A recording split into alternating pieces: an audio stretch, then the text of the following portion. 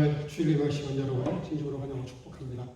우리 옆 사람과 더불어 인사하겠습니다. 잘 오셨습니다. 예배 승리합시다. 잘 오셨습니다. 예배 승리합시다. 한 번 더 인사하겠습니다. 상립주일을 축하합니다. 네, 오늘은 42주년 우리 본교의 창립주일입니다. 또 임직식을 동시에 거행을 합니다. 기도하는 가운데 잘 참석해 주시기를 바랍니다. 하나님은 여기시니 예배하는 자가 성령과 진리로 예배할 준비를 하셨습니다. 이제 여러분 모두를 성부와 성자와 성령 이름으로 예배에 초대합니다. 다 같이 신앙 고백하심으로 주일 예배 시작하겠습니다. 전능하사 천지를 만드신 하나님 아버지를 내가 믿사오며 그 외아들 우리 주 예수 그리스도를 믿사오니 이는 성령으로 잉태하사 동정녀 마리아에게 나시고 본디오 빌라도에게 고난을 받으사 십자가에 못 박혀 죽으시고 장사한 지 사흘 만에 죽은 자 가운데서 다시 살아나시며 하늘에 오르사 전능하신 하나님 앞에 앉아 계시다가 저들로서 산자와 죽은 자를 심판하려 오시리라. 성령을 믿사오며 거룩한 공예와 성도가 서로 교통하는 것과 죄를 사하여 주시는 것과 몸이 다시 사는 것과 영원히 사는 것을 믿사옵나이다. 아멘. 자리에 앉으셔서 찬송가 242장 다 같이 부르겠습니다.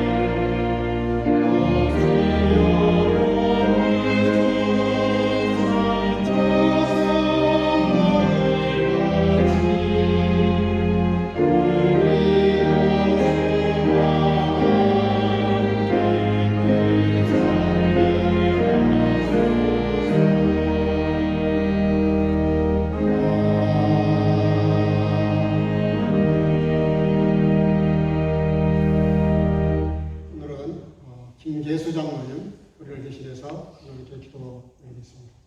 다 같이 기도하겠습니다. 함께 기도하겠습니다. 할렐루야. 성교교회의 주인 되시며 우리 모두 구세주 되시는 주 하나님, 오늘도 거룩한 성령으로 귀한 주님의 날에 저희들을 주님의 전으로 불러주시어 신령과 진정으로 예배드리게 인도하여 주심을 주여 진심으로 감사드립니다. 오늘은 특별히 저희 성교교회가 반세기에 가까운 창립 제42주년을 맞이하여 또한 임증예배를 겸하여 드림을 감사드립니다. 이 예배를 주님께서 친히 주관하여 주시오며 크신 영광도 받으시옵소서. 간구하옵기는 코로나19라는 전염병으로 인하여 성전에서조차 거리두기로 인하여 성도들이 모두 다같이 나와 예배드리지 못하는 형편을 하감하여 주시고 우리 모두가 이 코로나19 늪에서 또한 코로나가 퍼뜨리는 평탈없는 감옥의 굴레에서 벗어나 정상한 생활을 할 수 있도록 주님께서 역사하여 주시옵소서. 그리하여 우리가 더욱더 뜨겁게 기도하고 전도하여 이 성전을 가득 채울 수 있도록 역사하여 주시옵소서. 또한 영적으로나 물적으로도 풍성하게 채워주셔서 부족함이 없도록 시와 때를 따라 돕는 은혜로 역사하여 주시옵소서.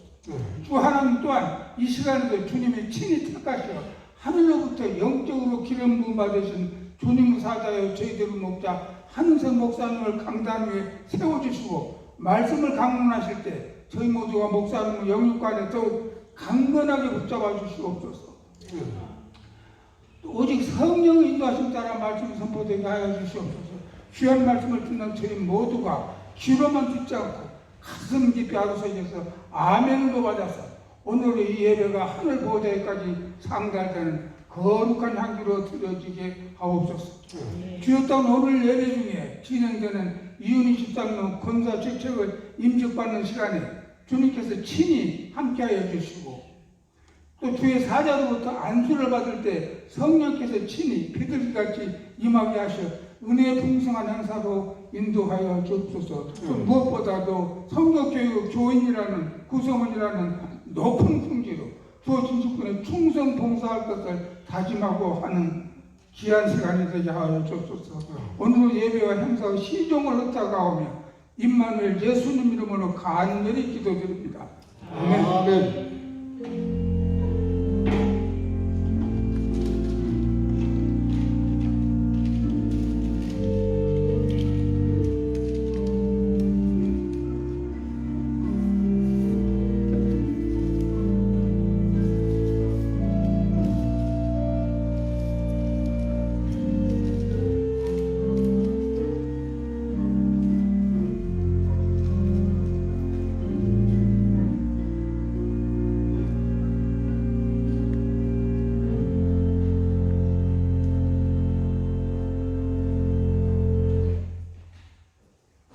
오늘 우리에게 주시는 하나님 말씀은 아가서 8장 5절에서 7절 말씀입니다. 제가 봉독을 하겠습니다.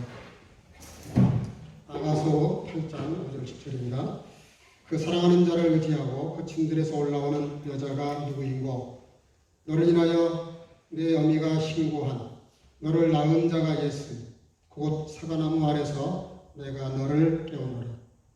너는 나를 인같이 마음에 품고 도장같이 팔에 두라. 사랑은 죽음같이 강하고 투기는 음부같이 잔혹하며 불같이 일어나니 그 기세가 여호와의 불과 같으니라.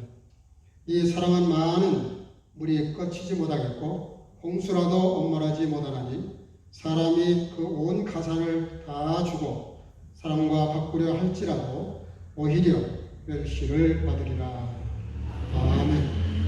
자리에 앉히기를 바랍니다. 오늘은 우리 김강태 형제님, 최현상 형제님, 이다영 장로님 합주로 찬양을 하나님께 영광을 올리겠습니다.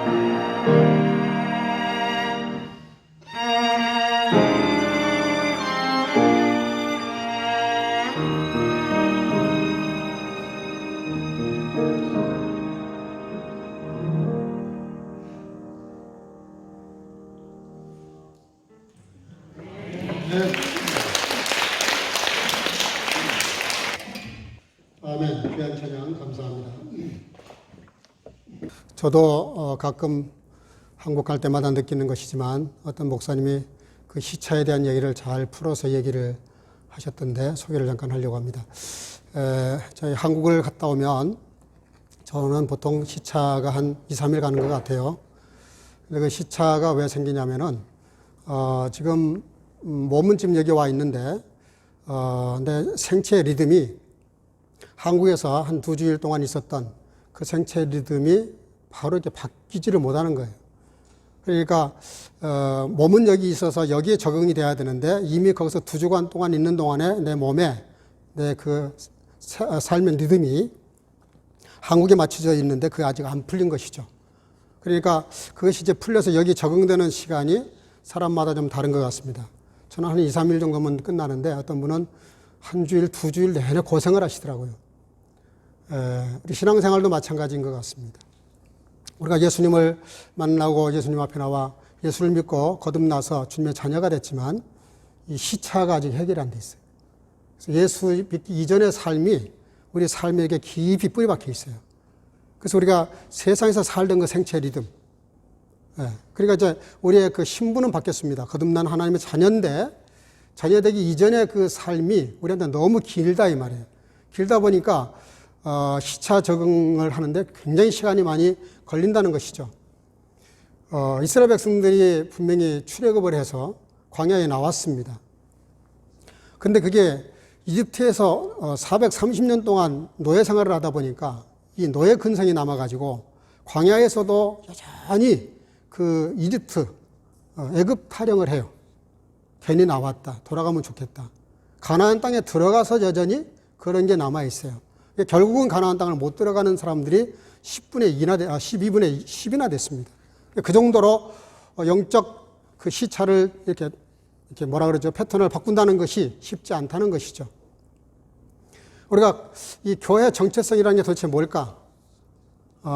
오늘 이 교회 정체성, 오늘 42주년 우리 교회 기념 예배를 드리면서 오랜 시간 동안 저도 기도하면서 말씀을 이렇게 묵상을 했는데 아무리 생각을 해봐도 교회의 가장 대표적인 정체성이 뭘까? 그건 저는 사랑이라고 생각해요. 교회가 가져야 될 가장 중요한 정체성은 사랑입니다. 사랑의 종류도 하도 많으니까 정리가 필요하겠지만 여러분들이 뭘 말씀하시려고 그러는지 알 거예요. 세상 세속사회와 교회와 가장 큰 차이가 있다 그러면 사랑의 여부입니다. 그래서 토인비는 그런 말 했어요. 기독교가 인류에 미친 가장 큰 영향, 가장 큰 힘은 사랑의 탁월성에 있다. 그러니까 이 사랑도 같은 사랑이 아니라는 거예요. 예수 그리스도를 통해서 이 땅에 나타난 하나님의 사랑이 증거된 그 사랑이 얼마나 엄청난 것인지에 대해서는 우리가 예수님이 우리를 사랑하신 것을 보면 알 수 있어요. 그러니까 십자가에서 자기 몸을 던져서 저와 여러분들을 위해서 죽으셨잖아요. 이 사랑은 그 어떤 것으로도 비교할 수 없습니다. 그래서 여러분들 이 사랑이라고 하는 것, 이 사랑이라는 것은 너무나 엄청난 것입니다. 어떤 그 부모가 자기 딸을 데리고 그 요쿠셔 해안에 자기 별장에 데려갔다 그래요. 그리고 딸에게 하나님의 사랑에 대해서 이렇게 가르치려고 그 별장 옆에 있는 높은 바위 위에 올라가서 딸에게 말합니다. 딸아, 네가 하늘을 쳐다봐라. 쳐다봅니다. 다시 아래를 내려다봐라. 아래를 내다봅니다. 그리고 저 넓은 지평선과 사방을 한번 둘러보아라. 둘러봅니다. 하나님의 사랑은 이렇게 한없이 크고 높고 깊단다. 이렇게 이야기를 했어요. 그때 딸이 갑자기 그 말을 듣고 나더니 아빠, 그러니까 아빠 말씀은 내가 충분히 이해했는데 딸이 한 말을 듣고 이 아빠가 굉장히 약간 이렇게 쇼크를 받았다 그래요. 아버지, 하나님의 사랑이 이처럼 넓고 넓고 깊고 그런데 우리가 그러면 그 한가운데 지금 살고 있다는 것이죠. 그런 반문을 하는 거예요. 근데 아버지가 뭘 느꼈냐면은 자기는 사랑을 가르치려고 딸에게 그런 얘기를 했는데 딸은 굉장히 더 깊은 얘기를 하는 거예요. 아버지는 사랑에 대해 설명을 하고 있고 딸은 그 사랑의 실체를 말하는 거예요. 내가 그 사랑한 가운데 지금 아빠나 나나 살고 있는 것이죠. 그 말에 그분이 너무 이렇게 거의 충격 비슷한 걸 받았다 그래요. 내가 딸에게 사랑을 가르치려고 그랬는데 오히려 딸에게 사랑을 배우는구나. 우리는 사랑을 많이 말합니다. 설명합니다. 근데 우리가 실제로 그 사랑을 얼마나 느끼면서 사느냐 하는 것이죠. 그 크기를 얼마나 느끼면서 사느냐 하는 것이죠. 우리가 사랑에 대해서 많은 말을 하지만 사랑은 물론 이론도 필요합니다. 그보다 더 필요한 것은 실제예요. 사랑의 실제. 오늘 그 본문은 그런 내용을 다루고 있습니다. 우리가 잘 아는 대로 성경은 66권입니다.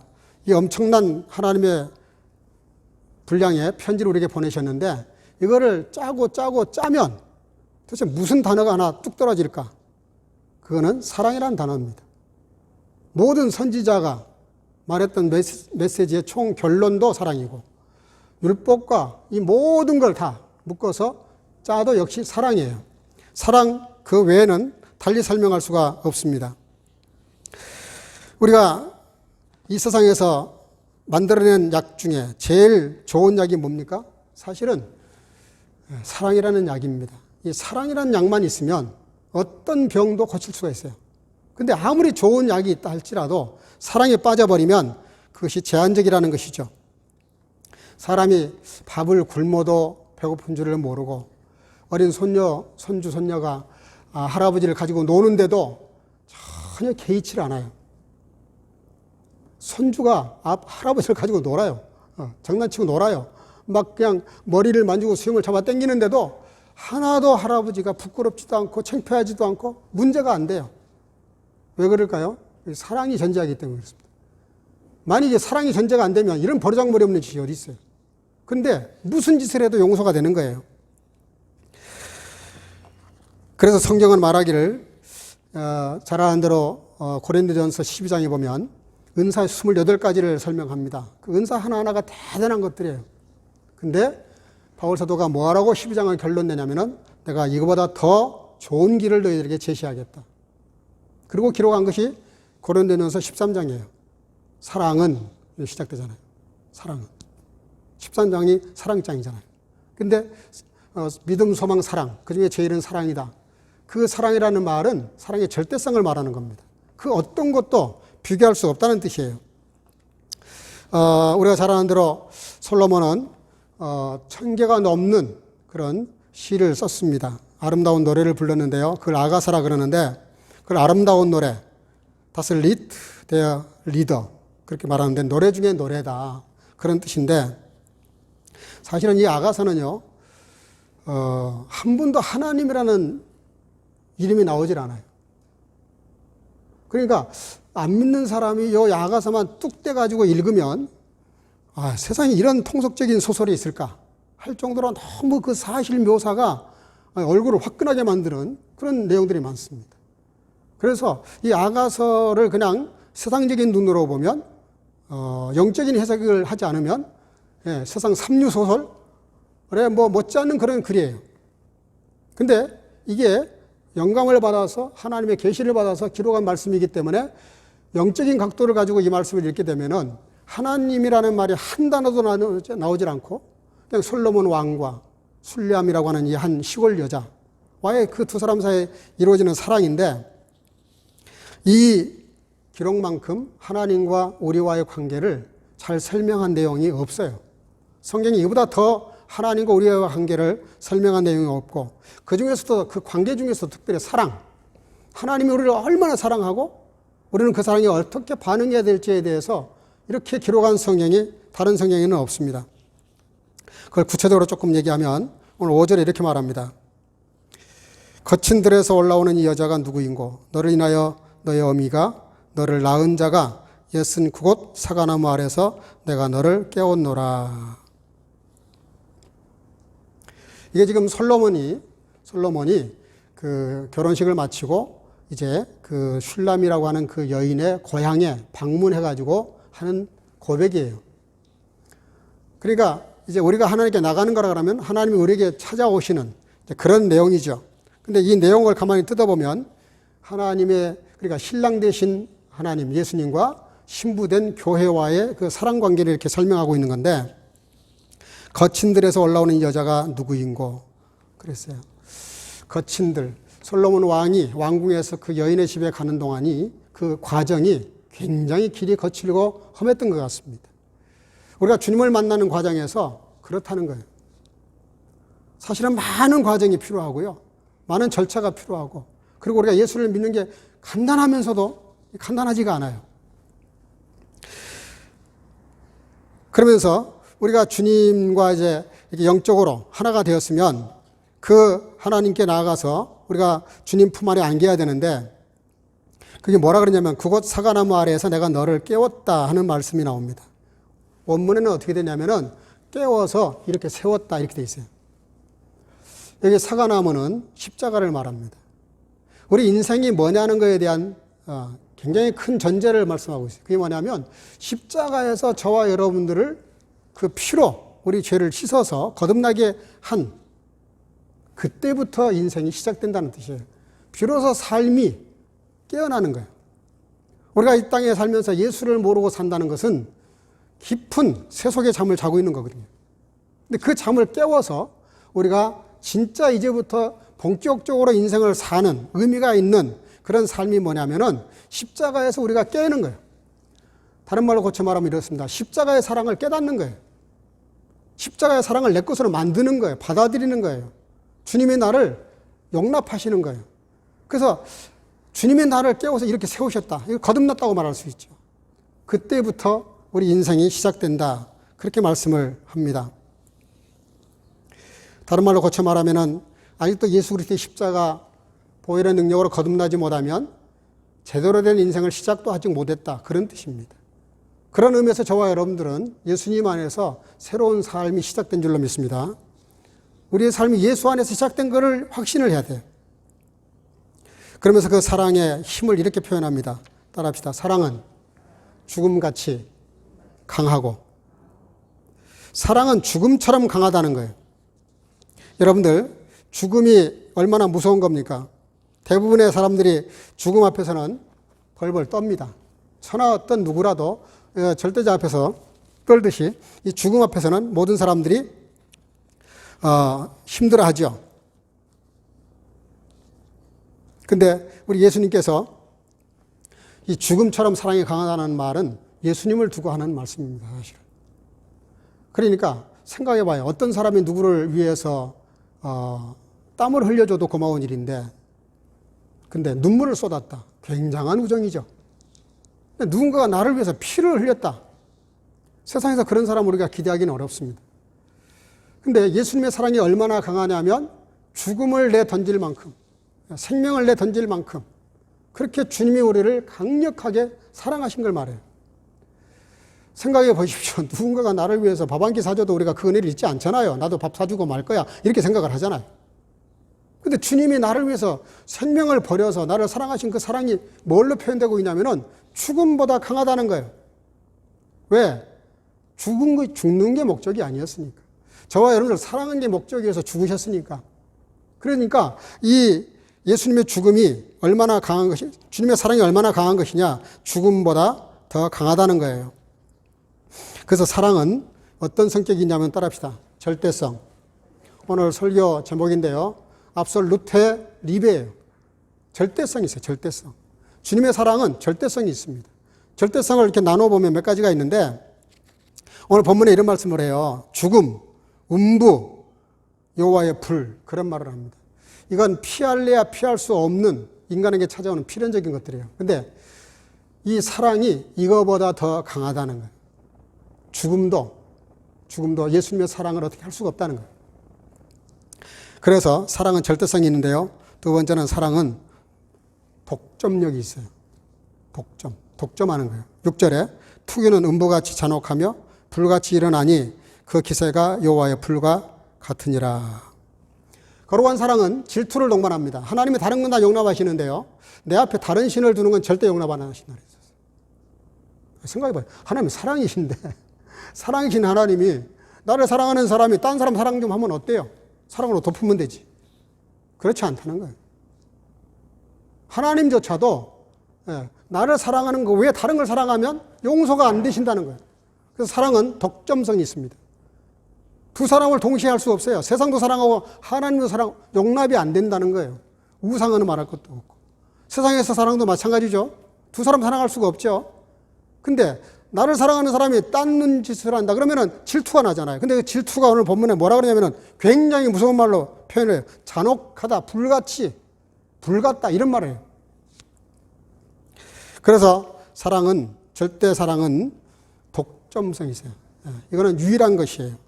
그리고 지속성이 있습니다. 7절에 이 사랑은 많은 물이 꺼치지 못하겠고 홍수라도 엄몰하지 못하나니 사람이 그 온 가산을 다 주고 사랑과 바꾸려 할지라도 오히려 멸시를 받느니라. 어떤 조건, 어떤 상황에서도 이 사랑은 끝이지 않는다는 거예요. 사람들 사랑할 때 보면은 죽기 살기로 사랑한다 그래 놓고 그 마음이 늘 변하거든요. 지속하지를 못해요. 몇 년 지나고 나면은 옛날에는 7년이면 권태기가 온다 그랬는데 요즘은 3년도 안 된대요. 권태기가 빨리 와서 그렇게 죽기 살기로 사랑하는 사람이 싫은 거예요. 그러니까 이 사랑의 연속성이라는 것이 이 세상에서는 기대하기 어렵지만 그리스도인들은 그런 연속성을 가져야 된다는 것이죠. 이사야 43장 2절에 이런 말을 합니다. 내가 물 가운데로 지날 때 내가 너와 함께 할 것이라. 강을 건널 때 물이 너를 침몰치 못할 것이며 내가 불 가운데로 행할 때 타지도 아니할 것이요 불꽃이 너를 사르지도 못하리라.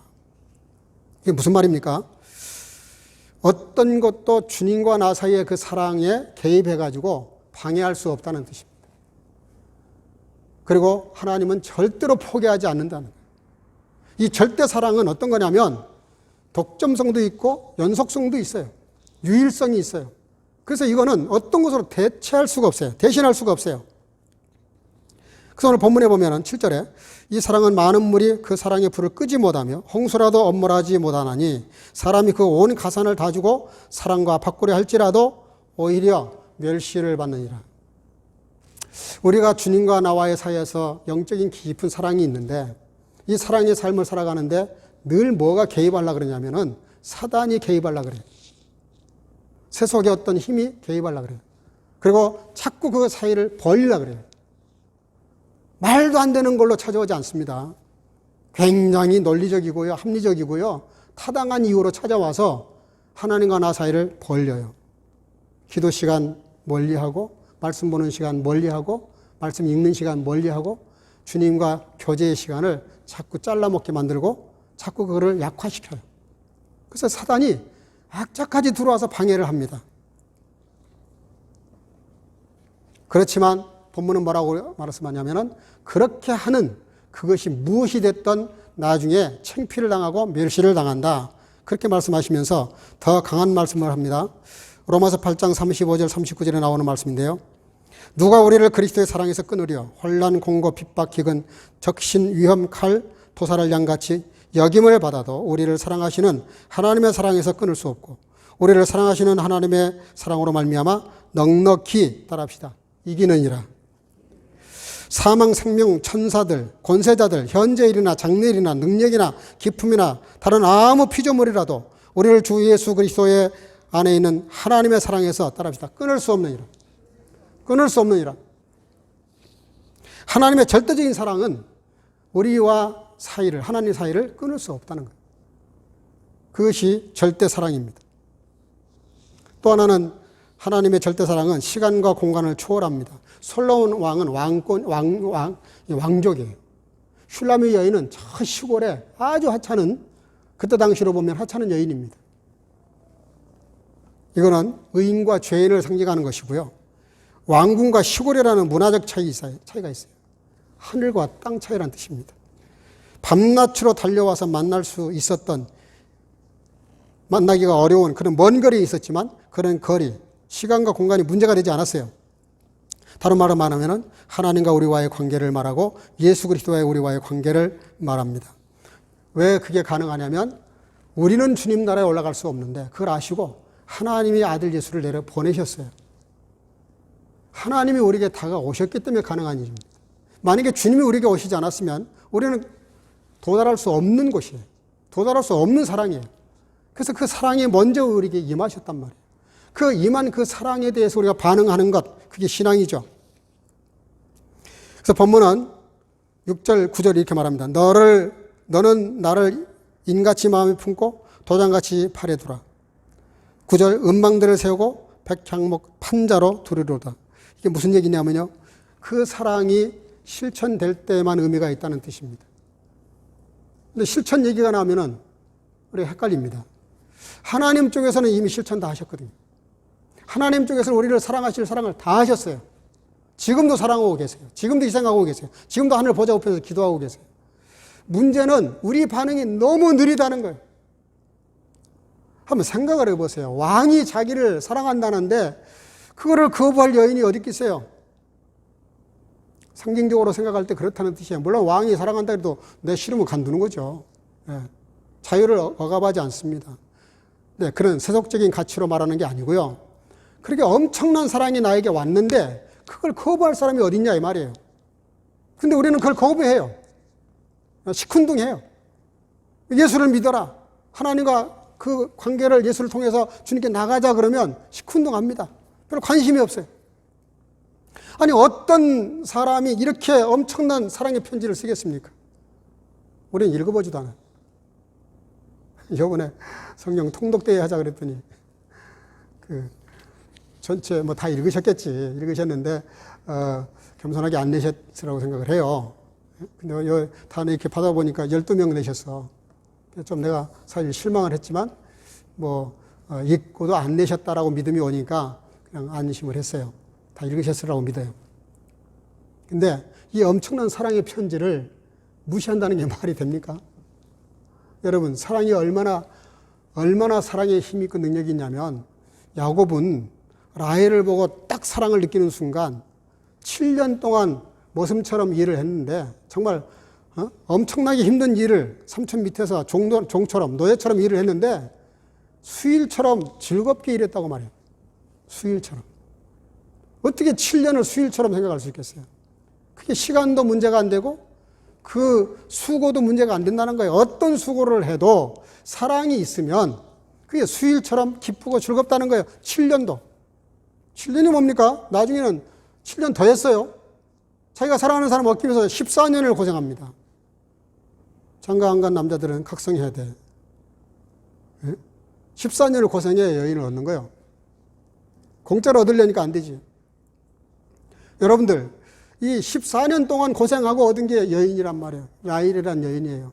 그게 뭘 말합니까? 사랑의 위대함, 사랑의 능력을 말하는 거예요. 사랑이 얼마나 엄청난 우리 삶에 동기를 주는지에 대한 말씀이에요. 사랑은 수만 마디, 수천만 마디보다 한 가지라도 실천할 때 의미가 있습니다. 어떤 가족이 등산을 가기 위해서 올라갔다가 사고를 당해요. 근데 그 가족 중에 7살 먹은 아들과 5살 먹은 딸이 있었는데 7살 먹은 아들이 낙상을 해가지고 크게 다칩니다. 깊이 수술하지 않으면 생명이 위험할 정도가 됐어요. 병원에 들어가서 수술하려고 피를 검사해 보니까 이 피가 특별한 피야. 급하니까 자기 식구들부터 변사를 해봤어요. 그랬더니 다행히 5살 먹은 딸이 같은 피형이야. 그러니까 아버지가 설명을 하면서 딸아, 네가 오빠 수술하는데 피를 좀 줘야 되겠다. 수혈을 이렇게 동시에 꽂아놓고 수술해야 된단다. 그랬더니 딸이 잠깐 머뭇거려. 그랬더니 알겠어요. 그렇게 할게요. 그리고 이제 수술대에 올라갔어요. 옆에서 딸과 아들과 이렇게 연결해서 피를 이렇게 수혈받으면서 수술이 다 끝났습니다. 잘 끝났어요. 근데 아들은 옮겨갔는데 딸은 자리에서 일어날 생각을 안 해. 그러더니 딸이 갑자기 아빠한테 엉뚱한 소리를 합니다. 아빠, 나는 언제 죽는 거야? 아빠가 깜짝 놀란 거야. 무슨 소리야? 네가 왜 죽어?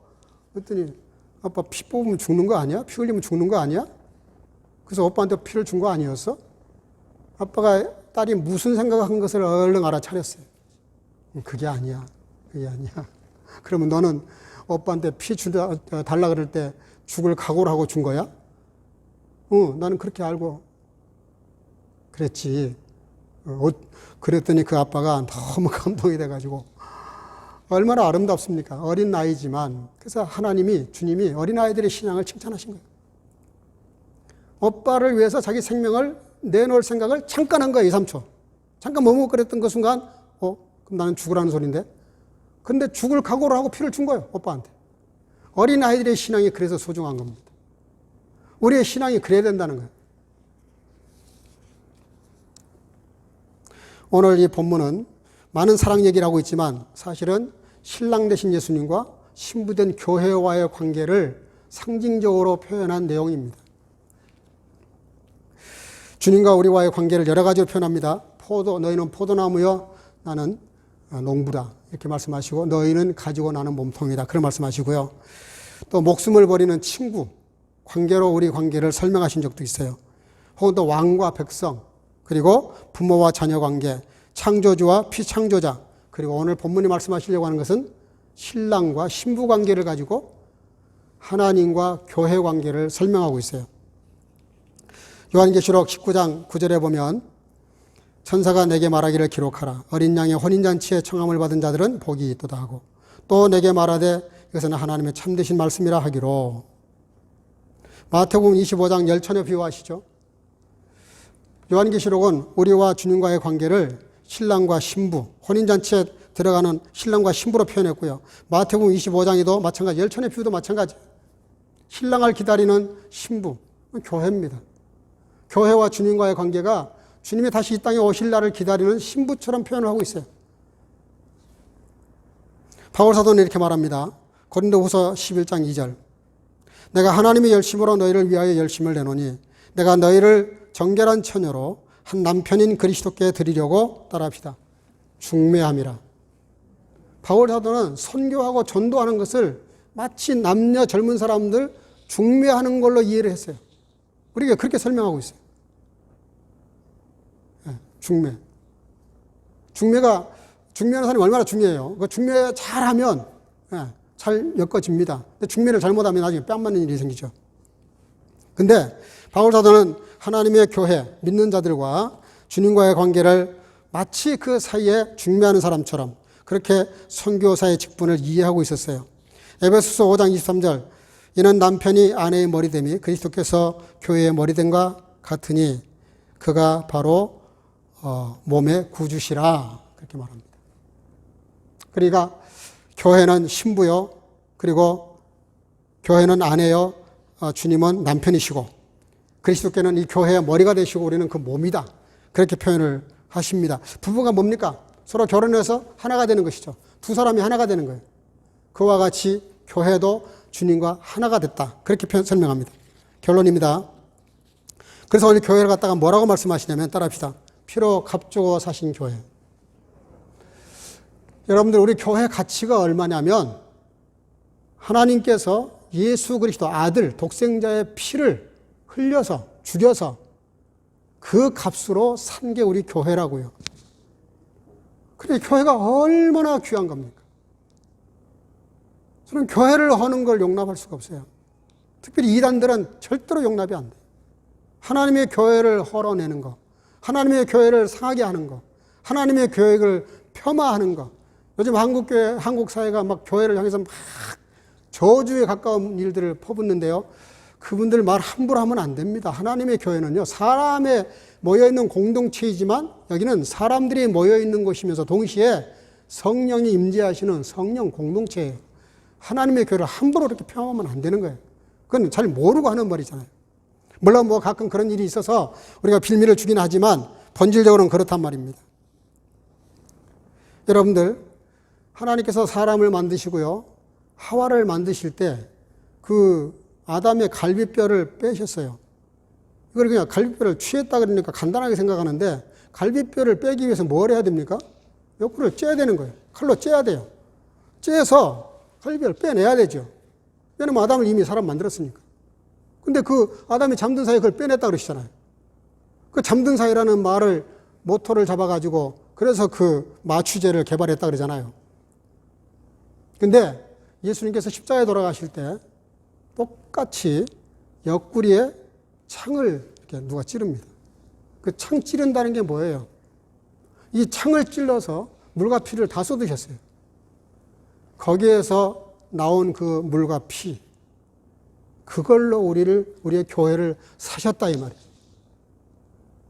아담의 갈비뼈를 빼기 위해서 칼로 째서 상처내서 취해서 여자를 만든 것처럼 예수님의 그 옆구리를 칼로 창으로 찔러서 피를 내서 그 피로 사신 것이 교회라고요. 교회가 얼마나 소중한 겁니까? 여러분들 교회에 대해서는 정말 각별한 마음을 가지셔야 돼요. 교회 건물을 보고 사람 숫자를 보고 누구 모여있고 누가 어떤 목사가 목회를 하고 다 알려서 끝밭이에요. 그거 중요한 게 아니에요. 절대로 그거는 중요한 게 아니에요. 거기에 주님이 임재하신다는 게 중요한 겁니다. 하나님이 피로 값주고 사셨다. 사도행전에 보면 20장에 보면은 28절에 이렇게 말해. 너희는 자기를 위하여 또는 온 양떼를 위하여 삼가라. 성령이 저들 가운데 너희로 감독자를 삼고 따라합시다. 하나님이 자기 피로 하나님이 자기 피로 사신 교회를 치게 하셨느니라 그랬어요. 성경에 딱 한 군데 나옵니다. 다른 데 어디를 봐도 이런 말이 없어요. 하나님께서 교회를 피로 값주고 사셨다는 거예요. 오늘 42주년이 되는 우리 성교교회 42회 됐다는 것도 물론 중요합니다. 왜냐하면 중년이니까. 그 교회 사명이 도대체 뭘까? 중년 됐으면은 좀 나이를 먹어서 어른이 됐으면 뭐가 중요합니까?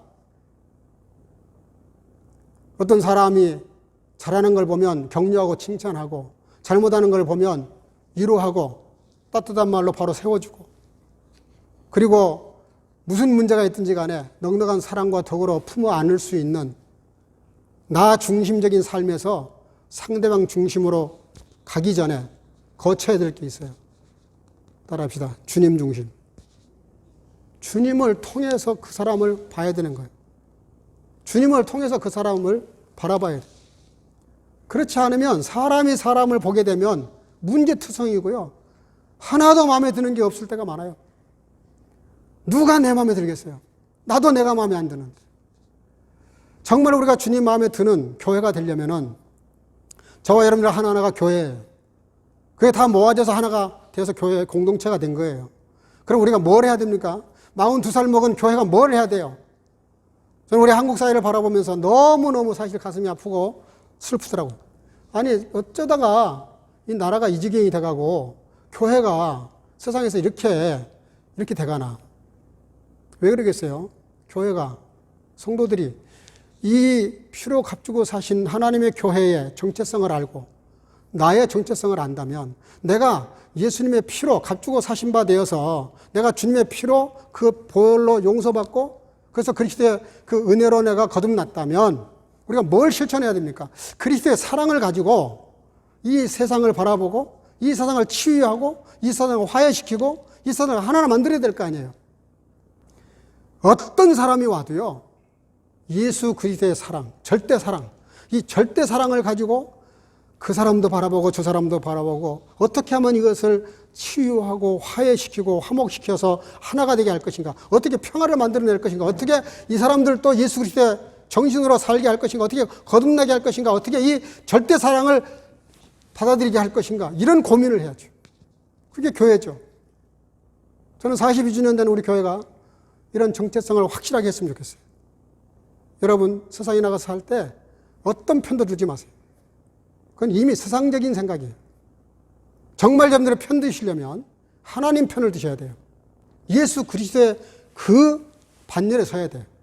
그리고 예수 그리스도의 정신을 가지고 절대 사랑, 그분이 우리에게 베푸신 그 절대 사랑을 가지고 내가 사람들을 사랑할 때 절대 사랑할 수는 없겠지만 나는 못하지만 우리가 주님을 의지하면 성령님이 나를 도와주시면 우리도 그 주님의 절대 사랑을 흉내라도 낼 수 있다고요. 조금이라도 해볼 수 있다고요. 말이라도 해볼 수 있다고. 그래서 우리 42주년 된 우리 선교교회가 압솔루테 리베 폰 꼬트 하나님의 절대 사랑을 가지고 저와 여러분들이 이 세상을 변화시켜 나가는, 이 세상을 사랑으로 품어가는, 이 세상을 복음화시키는 귀한 일에 사명 감당할 수 있기를 주의 이름으로 축복합니다. 기도하겠습니다. 사랑과 은혜가 충만하신 아버지, 은혜 감사합니다. 오늘 42살 된 저희 교회 창립주일을 맞이해서 우리가 오늘 하나님의 절대 사랑을 생각을 했습니다. 우리는 흉내조차 낼 수도 없는 귀한 사랑이지만 그러나 그 사랑을 우리가 받았사오니 그 사랑을 가지고 이 세상을 품어가게 도와주시고 복음화시키게 하시고 이 사랑을 가지고 온 세상을 품을 수 있는 그런 아름다운 절대 사랑을 우리에게 허락해 주셔서 이미 허락해 주셨사오니 그 사랑을 가지고 세상을 사랑으로 정복해 갈 수 있도록 역사해 주시기를 간절히 소원하옵고 예수님의 이름으로 기도하옵나이다. 아멘. 찬송가 512장 1절 2절만 부르겠습니다.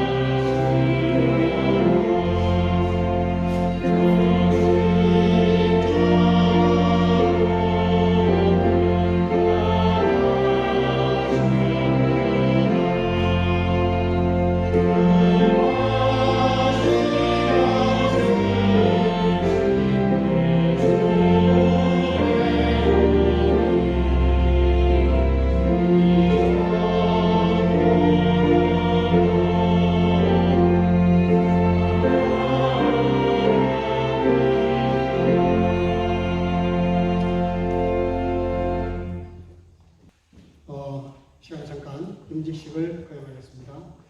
성경을 공부하겠습니다. 듣기만 하시면 되겠습니다. 사도행전 6장 1절 6절. 그때 제자가 더 많아졌는데 헬라파 유대인들이 자기의 과부들이 금의 구제에 빠짐으로 히브리파 사람을 원망하는데 12사도가 모든 제자를 불러 아뢰되 우리가 하나님의 말씀을 제쳐놓고 공개를 일삼는 것이 마땅치 아니하니 형제들아 너희 가운데서 성령과 지혜가 충만하며 칭찬 듣는 사람 7을 택하라. 우리가 이 일을 저에게 맡기고 우리는 기도하는 일과 말씀 전하는 것을 전무하리라 하니 온 우리가 이 말을 기뻐하여 믿음과 성령이 충만한 사람 스데반과 빌립과 프로고로와 니가로와 디몬과 바메나와 유대교에 입교한 안디옥 사람 니고라를 택하여 사도들 앞에 세우니 사도들이 기도하고 그들에게 은수하니라. 교회 임직을 하는 목적은 크게 세 가지입니다. 일단 교회에 여러 가지 많은 일들이 있어요. 행정적인 일이든 사역이든 선교의 일이든 교회는 어쩔 수 없이 많은 사역들을 해야 되기 때문에 일꾼이 필요합니다.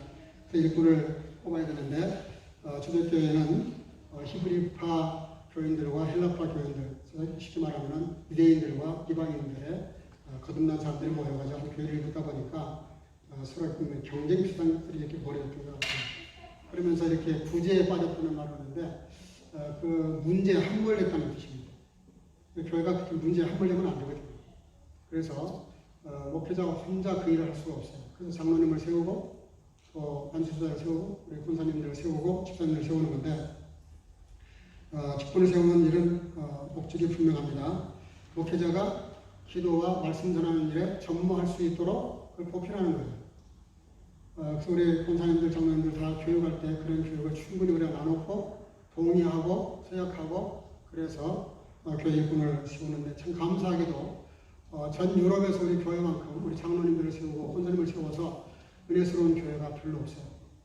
어떤 교회는 그 장로라는 직분과 세상의 직분과 이렇게 혼동을 해가지고 무슨 목사와 무슨 이렇게 반대 아니면 무슨 이렇게 견제 이런 이상한 소리를 막 세상 정치를 끌어다가 이런 얘기를 하는 사람들이 많습니다.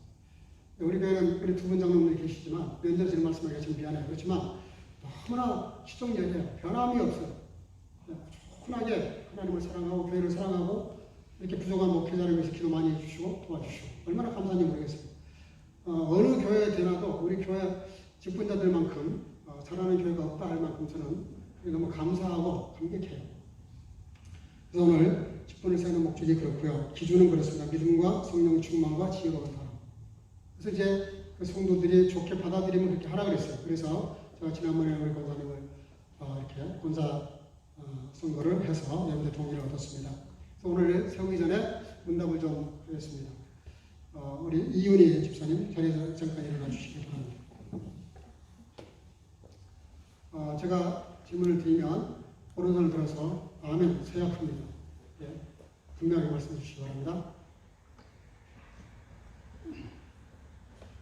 질문하겠습니다. 임직받는 이윤희 집사님, 하나님의 특별한 부르심과 특하심을 입었으며 그 교우들의 신임을 받아 시무권사로 세움을 받는 시간, 하나님과 교회 앞에서 오른손을 들어 아멘으로 서약할 수 있습니까? 아멘 서약합니다. 예. 신구약 성경은 하나님의 말씀이요 또 신앙과 행위에 대하여 정확무오한 유일한 법칙으로 믿고 따르기로 서약하십니까? 아멘 서약합니다. 본 장로의 신조와 요리문답과 교리는 신구약 성경의 교훈과 도리를 총괄한 것으로 알고 성실한 마음으로 믿고 따르기로 서약하십니까? 아멘 서약합니다. 본 장로의 정치와 권징조례와 예배 모범은 정당한 것으로 알고 따르기로 서약하십니까? 아멘 서약합니다.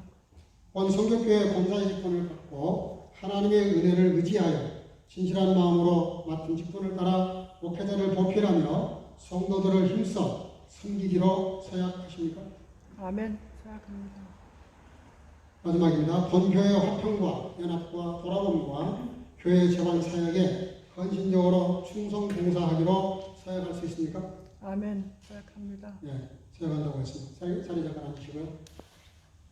이 시간에는 성도 여러분들에게 응답을 하겠습니다. 본 성도님들 다 자리에서 일어나 주시기 바랍니다.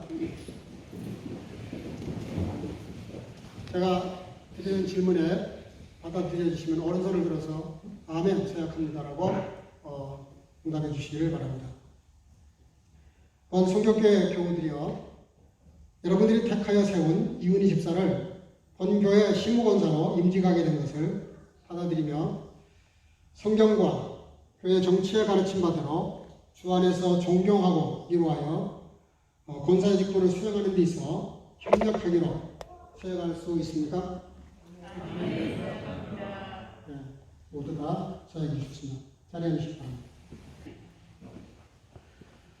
사랑하고 충만하신 살아계신 아버지 하나님, 골반주로 하시고 주 앞에 예배드리는 시간에 오늘 따로 사랑하는 딸을 권사로 비켜가셔서 세우게 하신 것을 감사합니다.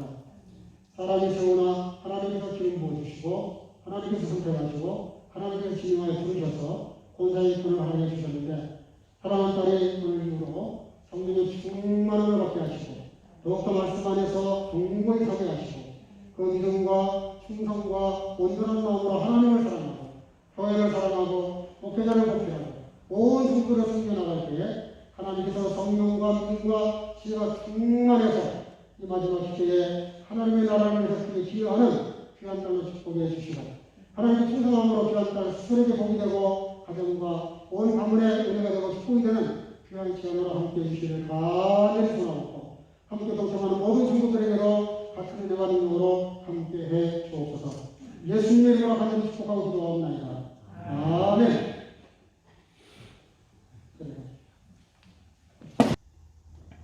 선포하겠습니다. 이윤희 권사는 이제 본 성교교회의 시무권사가 된 것을 성부와 성자와 성령 이름으로 선포합니다. 아멘. 이 시간에는 선물을 하도록 하겠습니다. 교회에서 선물을 하나 준비하겠습니다. 앞으로 나가시죠.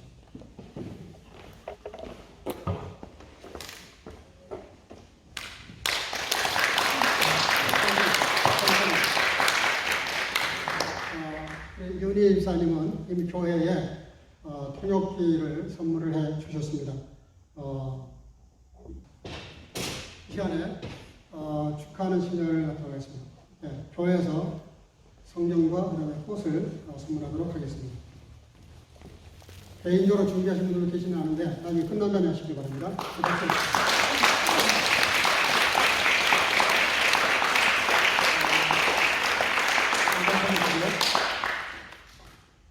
잠깐 서 계시고 심은 나무라 할 때 권사님은 시냇가에 심은 나무라 그렇게 불러주시기 바랍니다. 손을 향해서 권사님 축하를 하겠습니다. 다 같이 앉아.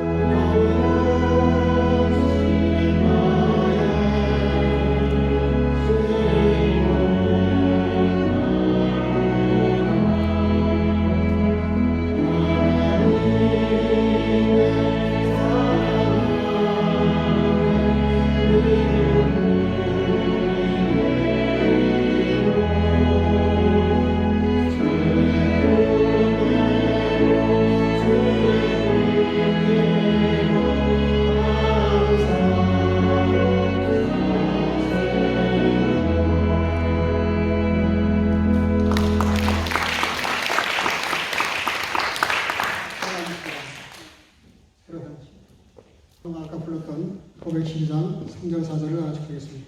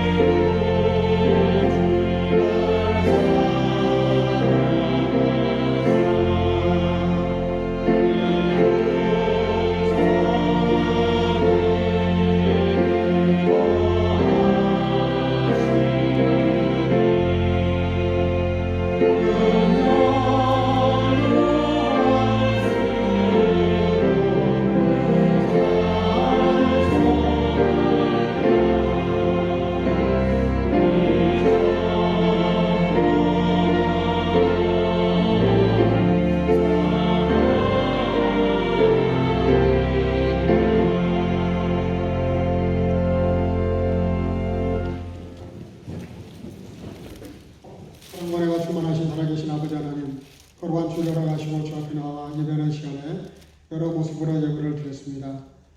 창립 42주년을 맞이해서 감사의 예물을 드리는 성도들, 또 열애 하나 주님께 주님의 것으로 드리는 성도들, 또 모든 범사를 감사하는 모든 성도들, 아버지의 순교와 구제를 이를 위해서 예물을 드리는 성도들 다 축복해 주셔서 그 믿음대로 축복해 주셔서 차고 넘치는 인생을 살아가기에 부족함이 없도록 역사하시고 주령음을 드리는 성도들과 사랑하는 성도들 다 축복하셔서 주님의 자랑이 되게 하시고 이 한 주간도 주님과 동행하며 승리케 하옵소서.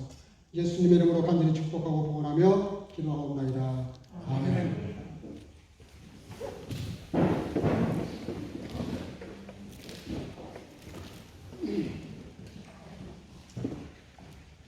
이 시간에는 광고하고 성경 퀴즈대회 시상이 있겠습니다. 예배 후에는 나가실 때 거리 유지하시고 평소처럼 그렇게 나가시는데 손소독도 하시고요. 그러는데 교회에서는 그 떡을 준비했습니다. 봉사부를 통해서 교회가 여러분들에게 선물하는, 하도 그동안에 우리가 음식을 같이 나누지를 못해서 아쉬움이 많은데 이번에 창립주를 맞이해서 떡을 추석이고 해서 떡을 준비했습니다. 이거는 교회가 드리는 선물이고요. 봉사부에서 수고를 많이 해주셨습니다. 감사하고요. 또 우리 이은희 권사님이 임직을 받으시면서 그냥 넘어가기 섭섭하셔서 이거는 지인이 직접 양봉을 했답니다. 그러니까 진짜 100% 꿀인데 다른 것도 100% 꿀이죠? 아닌가요? 잘 모르겠습니다. 어쨌든 이 꿀은 특별한 꿀입니다. 네, 그 선물을 여러분들에게 하나씩 드리겠습니다. 가실 때 떡과 꿀을 받아가셔서 꿀에다가 떡을 찍어 드시기 바랍니다. 어떻게 그렇게 콤비가 잘 맞는지 모르겠습니다. 그리고 예배가 끝나면 일단 다 나가신 다음에 장로님, 권사님들은 잠깐 남아주시기를 바랍니다. 지금 잘 아시는 대로 전 유럽이 비상입니다. 불란서는 10,000명이 넘게 나오고, 우리 독일도 지금 1,500에서 2,500명이 오르락내리락 하는데 굉장히 고민이 많은 것 같습니다. 요즘 제가 시내 나가보니까요, 너무 걱정돼요. 옛날보다 더 많이 식당에 앉아서 밥을 먹는데 굉장히 걱정이 됩니다. 또 잠깐 어제 스파처럼 갔다가 한 공원을 일부러 한번 이렇게 가봤어요. 사람들이 너무 많이 나와 있는 거예요. 하나도 누가 마스크를 쓴 사람이 없어요. 하루에 1,500, 2,500명 나오는 거, 그게 오히려 분더 같아요. 더 많이 나올 것 같아요. 교회에 여기 한 사람이라도 확진자가 나오면 우리가 일단 2주간 예배를 폐해야 됩니다. 할 수 없고 모두가 다 검사를 받아야 돼요. 그래서 정말 조심해야 됩니다. 그렇게 하시고 조심해 주시길 바랍니다. 다시 한번 당부의 말씀을 드립니다. 어려운 때니까요. 수요일 날, 금요일 날 글을 올리면 꼭 예배 드린다는 마음으로 읽으시고 단 한마디라도 은혜를 나누는 그런 시간을 가져주시기를 바랍니다. 이 시간에 성령 봉독 통독하신 거 시상하도록 하겠습니다. 이름 부르면 앞으로 나오시기 바랍니다. 한 사람씩 나오세요. 정유선 권사님, 나오세요. 장려상입니다. 시간을 줄이기 위해서 차례대로 이렇게 줄을 서시기 바랍니다. 윤미덕 권사님, 신주은 집사님, 오은혜 집사님, 안미애 집사님, 김광태 형제님, 이다영 자매님, 이하영 자매님.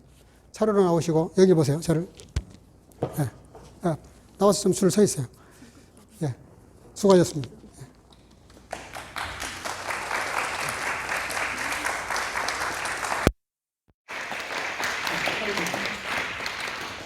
신규 집사님, 오은혜 집사님 두 사람이 같이.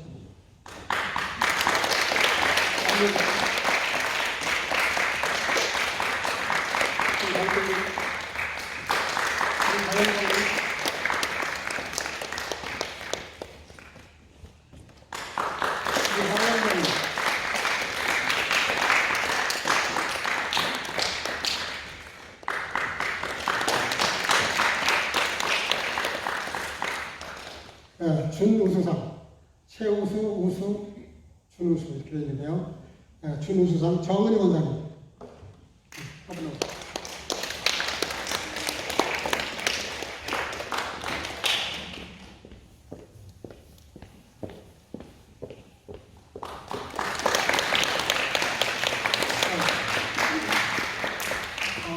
이등이죠. 우수상 이은희 원장님.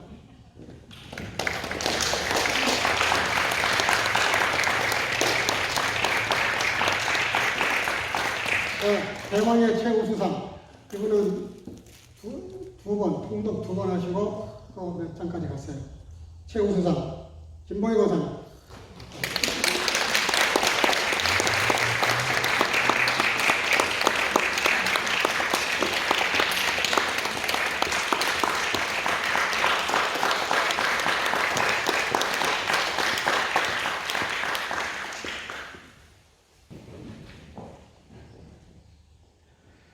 Sage mir an, du, denn meinen Seelenritt, wo du beides, wo du wirst in die Tage, dass ich nicht hin und her gehen müsse bei den Herden deiner Gezelle. Der Herr segne dich und behüte dich. Der Herr lasse sein Angesicht leuchten über dir, sei dir gnädig. Der Herr hebe sein Angesicht über dich und gebe dir Frieden. Der Gnade unseres Herrn Jesus Christus und die Liebe Gottes und die Gemeinschaft des Heiligen Geistes sei mit euch allen. 아멘. 이 사랑은 많은 물이 거치지 못하겠고 홍수라도 엄몰하지 못하나니 사람이 그 온 가산을 다 주고 사랑과 바꾸려 할지라도 오히려 멸시를 받으리라. 요한은 너희가 복을 주시고 너를 지키시기를 원하며 요한은 그 얼굴로 내게 비추사 은혜 베푸시기를 원하며 요한은 그 얼굴로 내게로 향하여 드사 평강 주시기를 원합니다. 이제는 우리 구주 예수 그리스도의 놀라우신 은혜와 하나님 아버지의 극진하신 사랑하심과 성령님의 교통으로 충만케 하시며 오늘도 하나님의 인간을 향한 절대 사랑을 깨닫고 나 또한 그 사랑에 반응하며 사랑하며 살기를 마음속에 결단하고 돌아가는 사랑하는 성남 성인들 머리 위에와 성교가족 머리 위에와 함께 참석해서 예배드리는 모든 주의 지체들 머리마다 이제로부터 영원토록 함께 있을지어다. 아멘.